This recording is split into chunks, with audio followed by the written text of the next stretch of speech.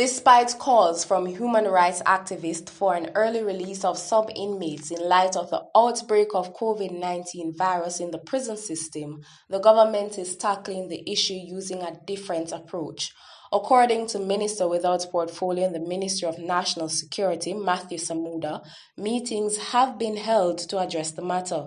Mr. Samuda says the first meeting was held last week and another meeting is to be held with the public defender to continue discussions on COVID-19 safety measures at correctional facilities.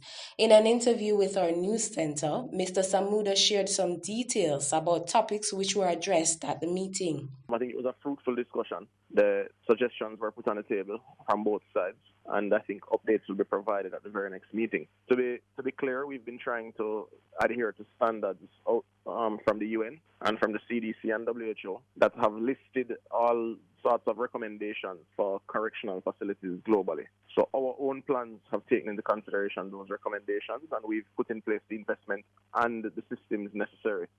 And that is why it took 6 months from COVID being in Jamaica for COVID to actually get into any of our facilities. Mr. Samuda says the meeting outlined the measures which will be implemented to curb the spread of the virus in the facilities. Obviously, we want to ensure that we put in more sterilization stations, that we ensure that there's monitoring, that people are wearing the masks that we have distributed.